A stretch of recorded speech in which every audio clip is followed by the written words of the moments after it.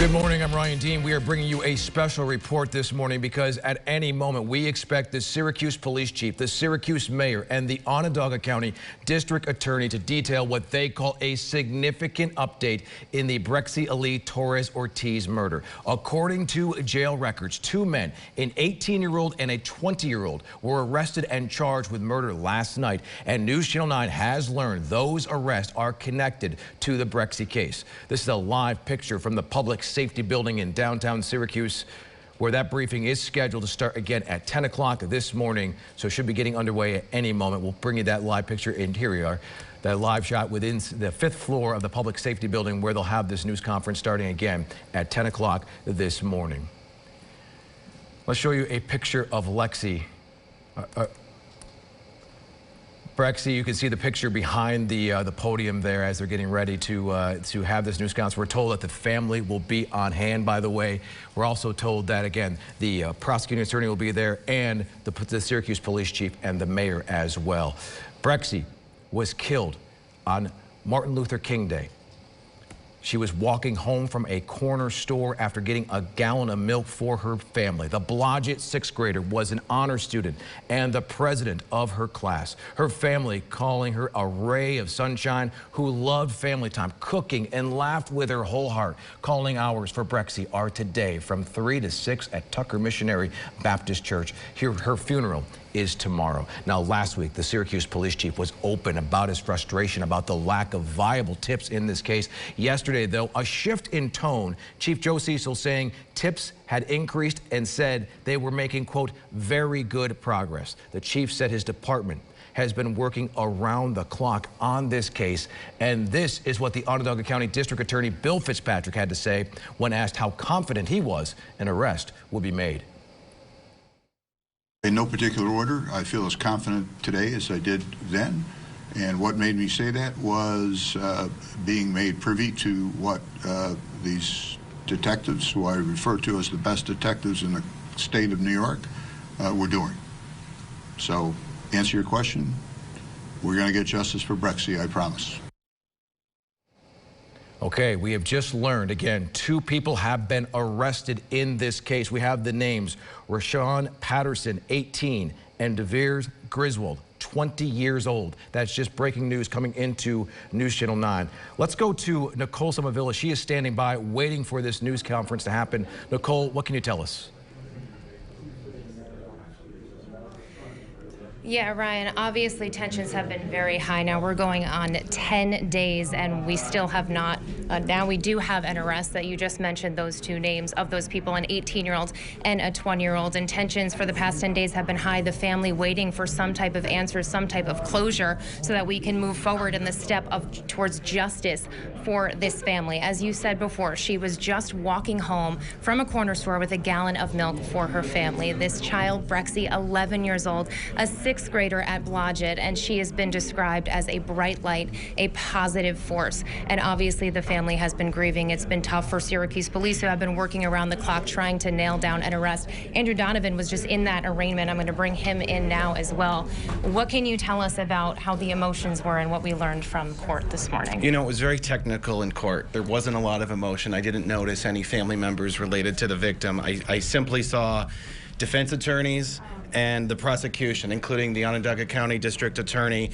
Actually, neither suspect was in court. They were beamed in remotely. They're at the Onondaga County Justice Center jail, and ever since the pandemic, they've been able to just use Microsoft Teams, I think it is, to join the courtroom remotely. So they weren't in the room. But the reason that this 10 o'clock press conference is now delayed a few minutes is because they were waiting for that technical aspect to happen, that both men separately arraigned on murder charges and criminal possession of a weapon. The Onondaga County District Attorney was there himself. He will join this briefing momentarily. I actually walked this over here with him, so I know he's now in this building. So this should get underway momentarily. Yeah, and I did hear that the family is going to be here for this press briefing as well. So we're interested to see what other developments there were in this case. I think the big news is there have been 2 people arrested. Unsure if there are more to come, but it's been quite a violent string since the beginning of the year. I believe it's 23 guns that they have now confiscated off the streets. So this case with Brexie is only amplifying that need and that desire to get as many guns off the streets as well. And of course, just on Tuesday, 3 officers were shot at. that warrant squad trying to continue to find more information about Brexialee, get more guns off the streets. We were in this room yesterday for that briefing about the attempted murder of 3 Syracuse police officers, and at the time they said that they were actively working the Brexialee case, and I don't think we knew that it would be less than 24 hours we'd be back for what sounds like 2 arrests: 18-year-old Rasean Patterson and 20-year-old Dahviere Griswold, arraigned just a few minutes ago in Syracuse City Court. Yeah, and obviously this is not going to bring Brexialee back. It's not really going to help the family that much, but at least they know they have some type of closure and can again move forward in the form of justice. And we've heard some strong words from the police chief. We've heard strong words from the mayor saying to the bad guys that the good guys are going to win and that they're going to find you, arrest you, and hold you accountable. And this is just another example of that. They've now made 2 arrests. Well, and there's been so much pressure on the police to move more quickly, but the police chief has been very open about the lack of help from people who have information, from community members.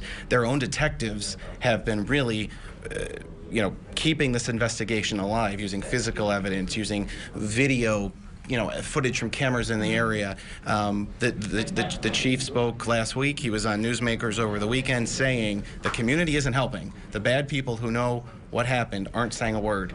But it sounds like despite that, and maybe with some improvement since he's asked for more help from the community, his detectives have done what they need to do. Right. And as far as Brexialee goes, again, she was just a 6th grader, 11 years old at Blodgett. She was the class president. Her teachers, her family, her friends are remembering a legacy of what they describe as a bright light. And her calling hours are today, I believe, from 3 to 6 at Tucker Missionary Baptist Church. And then that funeral will be held tomorrow. So at least going into the calling hours and the funeral, the family can know they have some sense of closure. But it's easy to talk about the police work happening. It's easy to talk about crime statistics. But when you think of a family who moved from Puerto Rico to Central New York for a better life, and in the same day they have to stand before the public, watch the police announce arrests in their daughter's murder, and then go to her calling hours, you just can't put into words. You can't imagine what that trauma is like in a single day, despite, in addition to the last 10 days they've had to grieve. Right, and the fact that she was walking home with a gallon of milk for her family, too, just from a corner store. That was only, I can't remember how many yards, but it was not very far. It was yards. You could see from her front porch, you see the store. It's very, very short. Yeah, a senseless act, an unimaginable act of pure violence. And there was you talked about this before. This is the 2nd day that we're standing inside this room for a Syracuse press briefing to talk just about gun violence and the crime and the different arrests that they've made on Tuesday that were all related to weapons that people were having. And they had one arrest they made from a man. There was a foot chase. They read to arrest took guns out of that person's hand. And what was the other one that they found? A 3D printer that was actively making a ghost gun. So we're going to go to some sound from yesterday's briefing now. It's obviously very frustrating. It's dangerous for the officers. They are doing everything they can. Last year we took 266 guns off the street, which was a 24% increase from the year before. So we do, and again, it's with our law enforcement partners. We do what we can, and we'll continue to do that. The good guys are winning, and the good guys are going to continue to win. When you're carrying guns around the city, we're eventually going to find you, we're going to arrest you, and we're going to hold you accountable.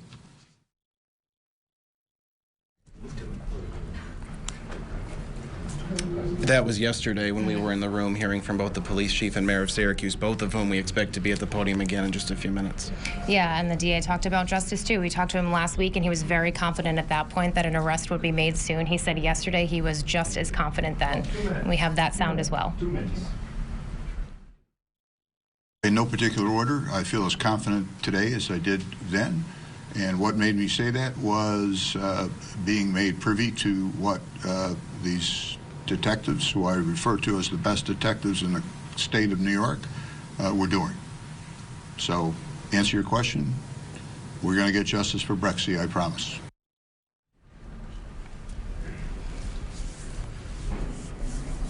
You see a photo here in the Syracuse Police Headquarters of 11-year-old Brexialee Torres-Ortiz. That will be the center point physically of this setup of this briefing, but obviously her death will be the focus as 2 arrests have been made. And Nicole, we were given a 2-minute warning for this to begin about 30 seconds ago, so this should get underway in about a minute. Yeah, and again, those arrests, 18-year-old Rasean Patterson and 20-year-old Dahviere Griswold, both arraigned and charged in the murder of Brexialee Torres-Ortiz. Again, just a 6th grader class president at Blodgett walking home with a gallon of milk for her family, senselessly killed. Her calling hours, again, those are happening today, the day that this announcement has been made on these arrests. The calling hours are from 3 to 6 at Tucker Missionary Baptist Church, and this family will be burying their 11-year-old beautiful girl tomorrow. And we should say that this was scheduled to start at 10 o'clock. The reason we're now going on 10:05, 10:06, 10:09 is because the technical step had to happen. Well, at least it was chosen to happen first. The 2 men arraigned in Syracuse City Court moments ago. The Onondaga County District Attorney, who doesn't typically go to those first-level arraignments, the first court step, clearly aware about the attention and the passion needed and the compassion needed in handling and prosecuting this case because of her being 11, because of this being so tragic for the community. He was there himself. The DA was in court himself. The judge did not allow our cameras to record any of the proceedings, which isn't an unextraordinary step. It depends who the judge is, but we will not see what happened in court today. We can only hear recounts of it. But the 2 men separately arraigned. Neither were there in the room. Both were beamed in using Microsoft Teams from just across the street where they were being held in jail. But the DA was there himself. He sat and watched. He wasn't even involved in the formal prosecution. His assistant DA was up before the judge, but Bill Fitzpatrick was watching from behind, and as quickly as that was over, he got up and left. He walked across the street. People who know this can picture how close those buildings are. He walked into the public safety building. He's meeting with the chief privately before I expect both of them to walk in here any second now. Yeah, and in this case, on the day that Brexie was shot, again, clearly not the target. Police have said that over and over again. A 19-year-old was shot in the leg. He's recovering, we're told, has been talking with police. We were just given a 10-second countdown, so they should be coming in here any moment at this point.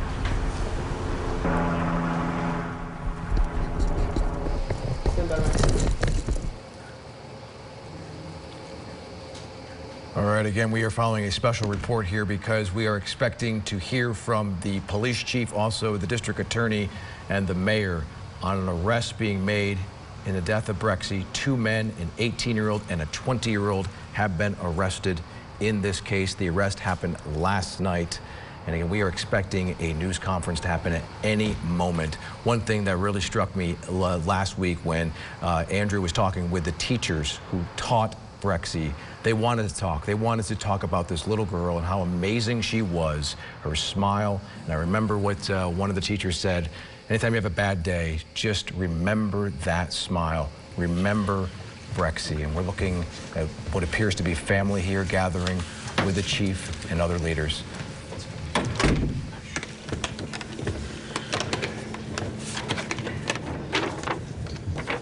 I think I'm starting.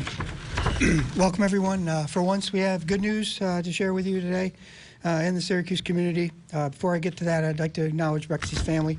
Jose, her father, is behind us, her mother, Brencialee. We also have Councilor Rita Panguiagua and Pastor Perez. Obviously, the district attorney is here, and the mayor, and Hobie Shelley, the new sheriff, Onondaga County Sheriff. I want to offer, once again, our condolences to the family. The whole police department grieves with the family.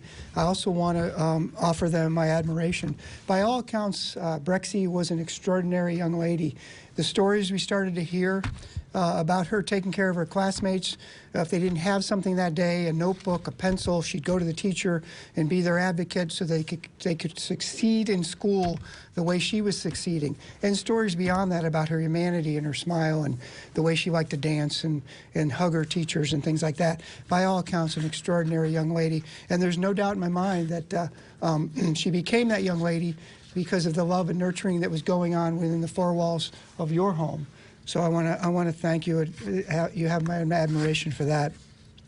I also want to acknowledge a few people before we get to the meat of this. The CSU unit, our crime scene unit, they very often don't get acknowledged. Those are the folks that go to these crime scenes day in and day out, night in and night out, much more often than we would like them to, but they're the ones that do it. They go and process the scene. They pick up evidence that leads us in the right direction with the investigation, and then they build the case on the scene so that when it's turned over to Mr. Fitzpatrick, he has the best case possible for prosecution.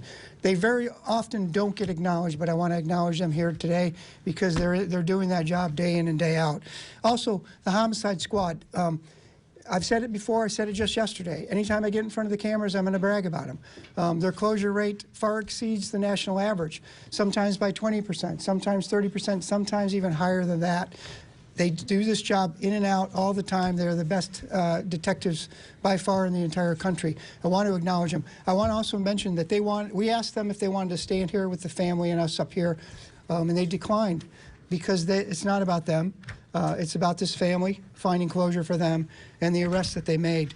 Now, behind us, we have a screen with Brexialee on it, obviously, and the background is purple. That was chosen because their family said that that was her favorite color. So that's why we have that backdrop here today. So after acknowledging all those folks, and again, I do this because even though I'm the one that gets to stand in front of you for the good news and the bad news, I am by far not the one that does the work. They are the ones that do the work. They are the ones that help make this closure happen. The patrol officers as well. As soon as we had a description of a vehicle used in this crime, patrol went out there, and they are the ones that found the stolen vehicle. Keep in mind, 3 of them are the ones that were on scene early on to try and save Brexi's life with life-saving measures. So I want to acknowledge patrol too. It was a joint effort that we took personal, and when we found a closure finally. Yesterday afternoon, two of the three suspects accused of committing the shooting that took Brexi's life were arrested and charged with murder in the 2nd degree, attempted murder in the 2nd degree, and criminal possession of a weapon in the 2nd degree. They are 18-year-old Rasean Patterson and 20-year-old Dahviere Griswold. Both are city residents. There is still one more suspect to this horrific incident, but he is by no means unknown to us and by no means at large. I believe Mr. Fitzpatrick may have more to say about that individual, but I don't want to comment too further. And again, this was by no means a simple investigation, but it was certainly an aggressive one. There was camera work, neighborhood and citywide canvassing, countless citizen interviews, scenes processed, evidence analyzed, search warrants signed and executed, everything that goes into an investigation, working in partnership with the district attorney's office, doing their job for one purpose alone, to solve this case and give Brexi's family some closure. We were in their home yesterday afternoon or evening to myself, the mayor, the district attorney, to deliver this news to them so they would hear it from us, that they finally have some closure, and we're happy about that.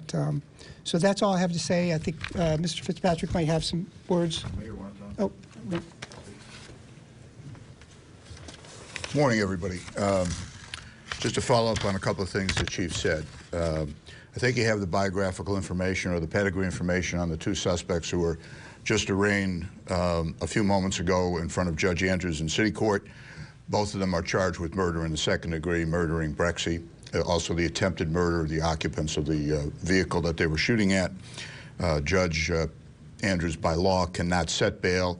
I'm sure at some point in the near future, counsel for both suspects will make an effort to have bail set.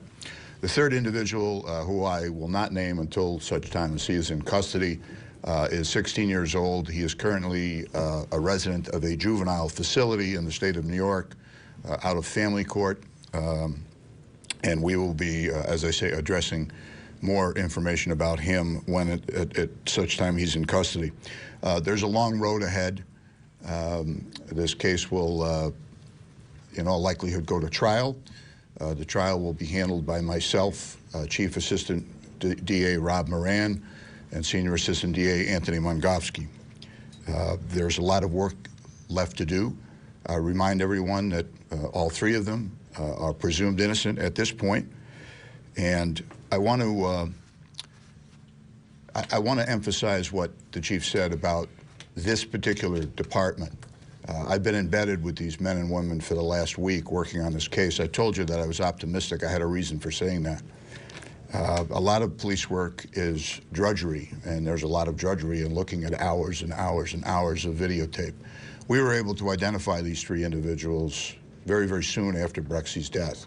But as is their want, they don't turn over cases immediately to me. They turn over cases that we can win in a courtroom, and I appreciate that.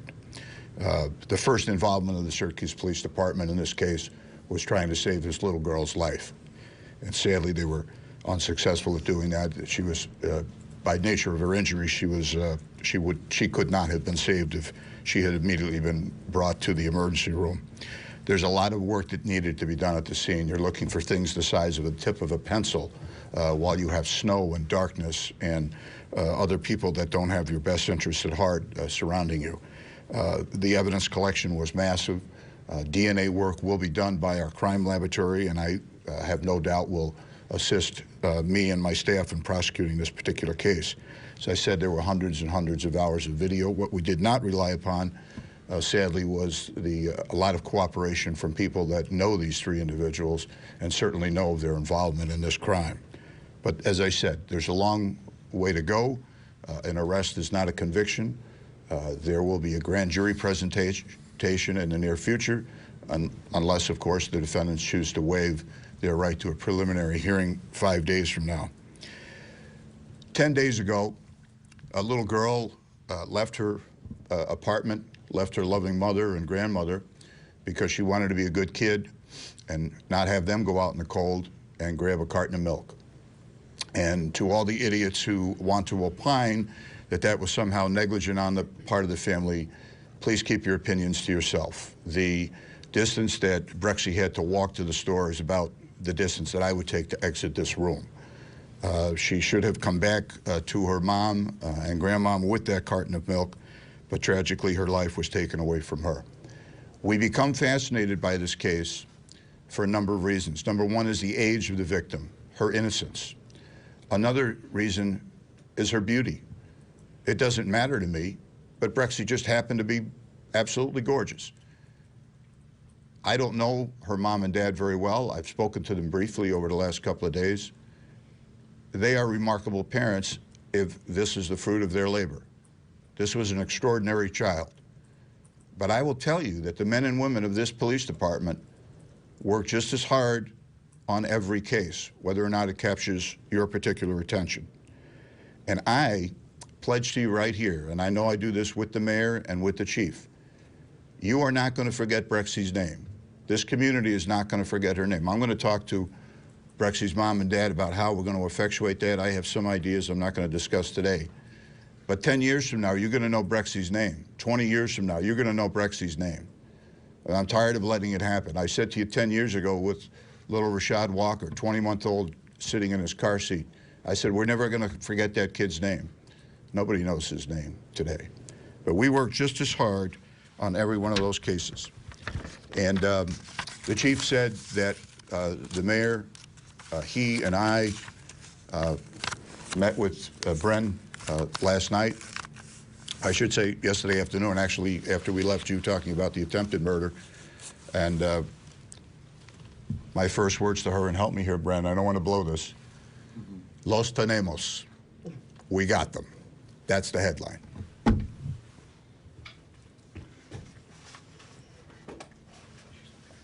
I think we're, Matt's not around. I think we're going to open it up to questions, obviously. What was the motive of the shooting?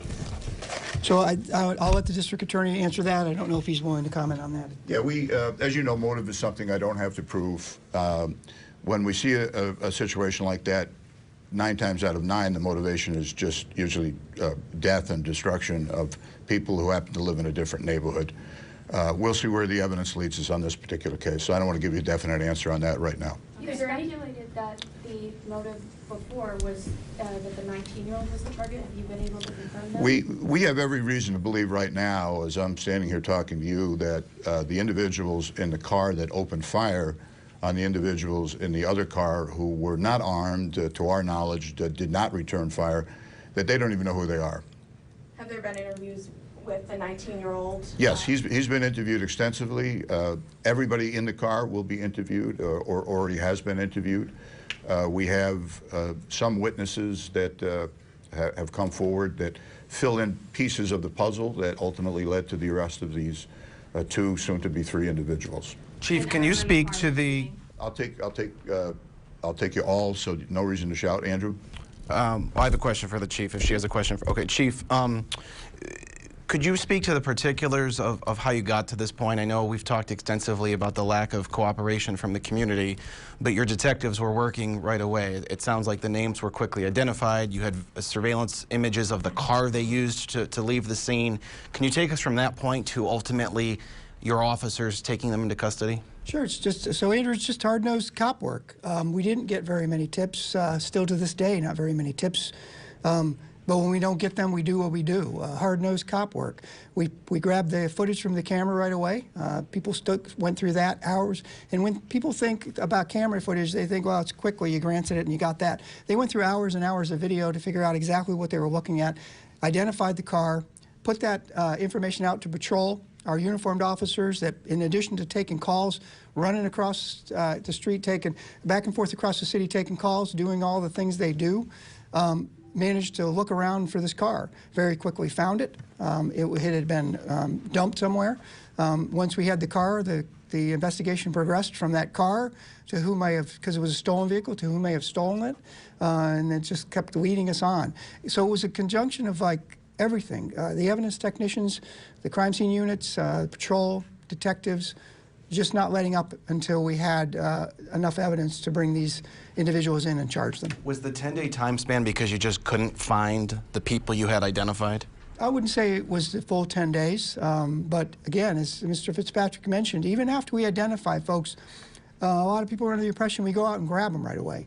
Even after we identify them, at that point we begin to build a solid case before we go and pick them up. Were they arrested in a peaceful fashion? Were they willing to come with you once you had gotten to them? Oh yeah, it was. Yeah, there was no. No, it was very peaceful. They came right in. Chief, the counsel would like to speak. Reverend? But you can finish the questions. Oh sure. Okay. Why did you wait 18 hours to announce the arrest when the community was, anxious, worried about killers being on the street?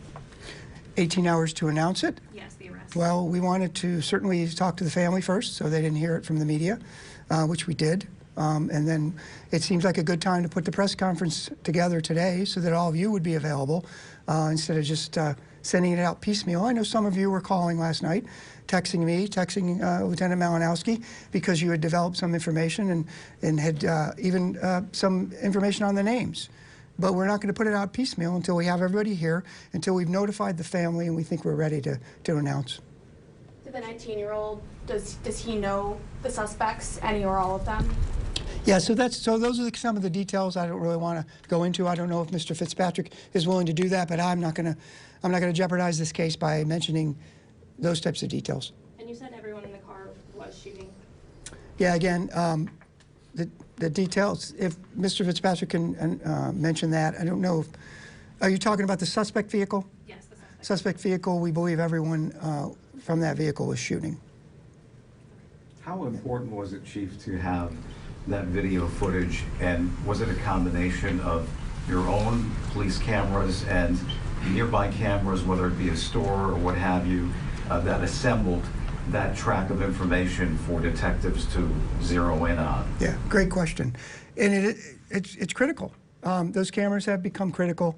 Our cops cameras, there's 521 of them around the city right now. We have hundreds more that are going to be going up as soon as the supply chain ends.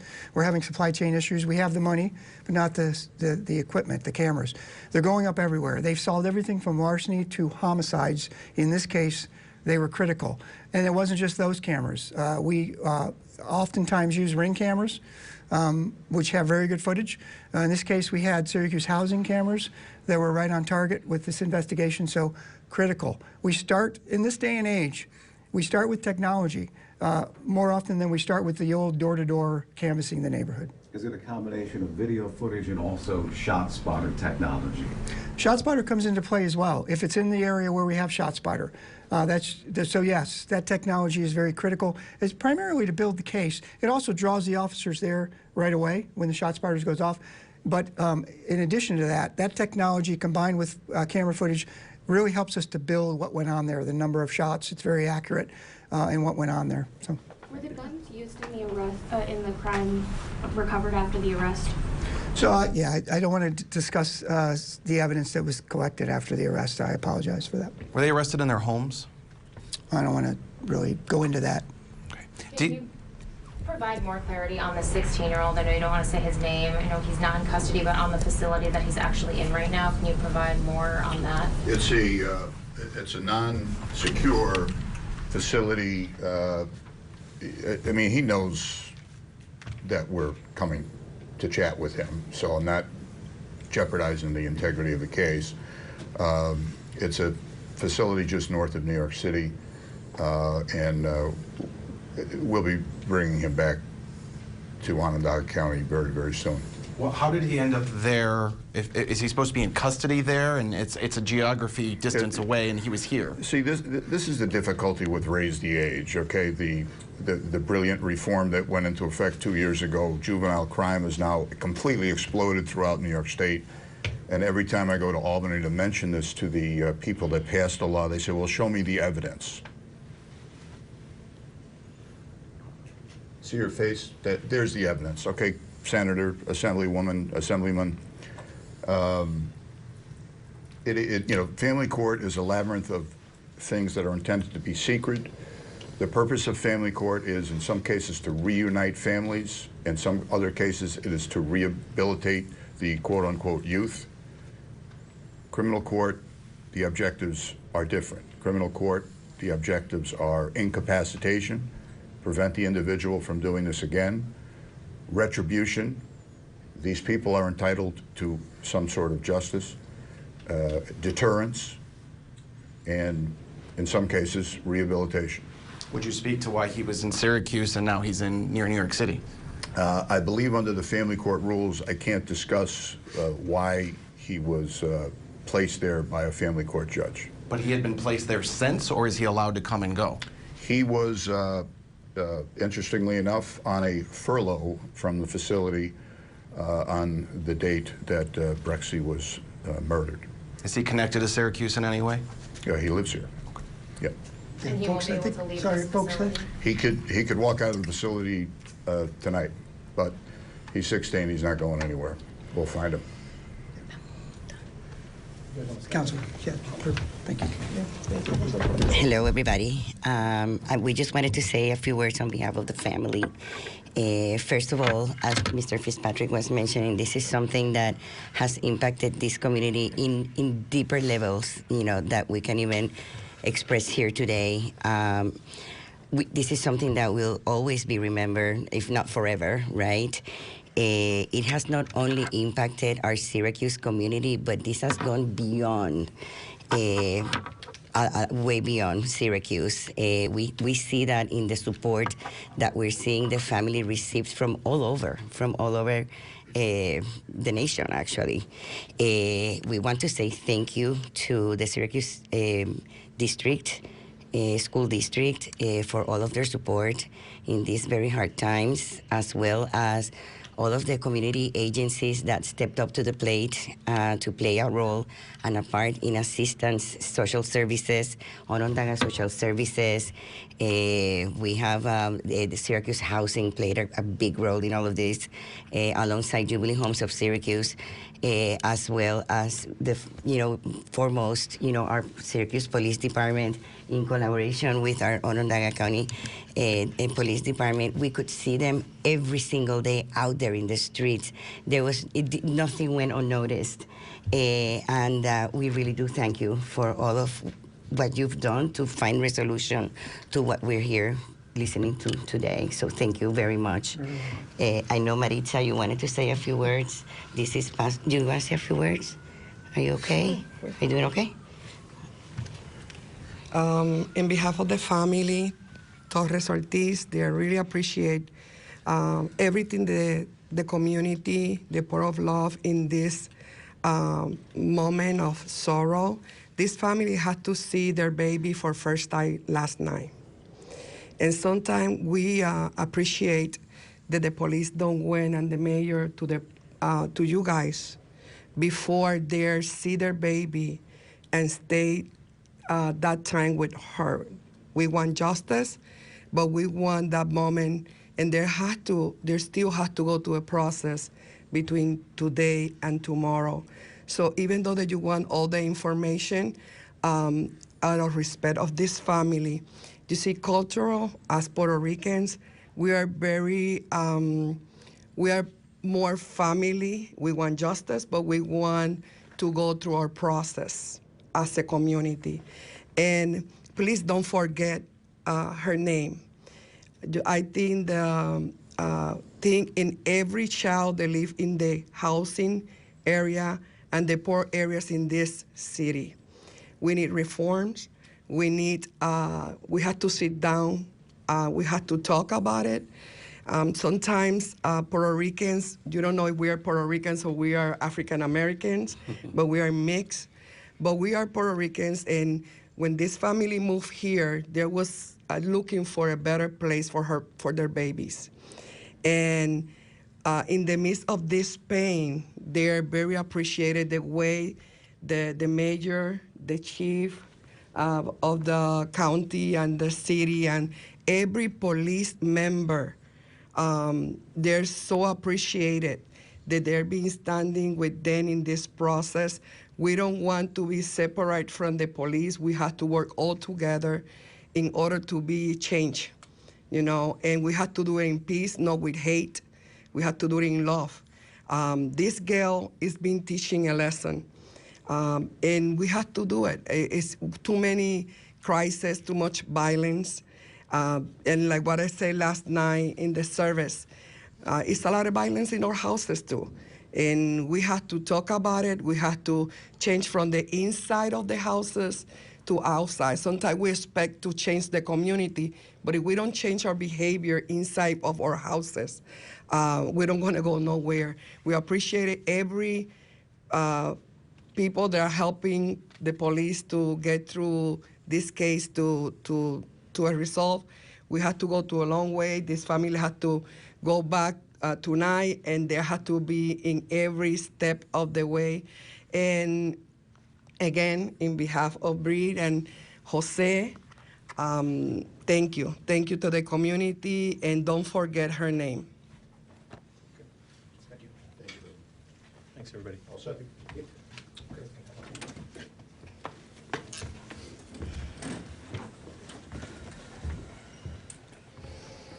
Okay, you have just watched a news conference where they announced charges.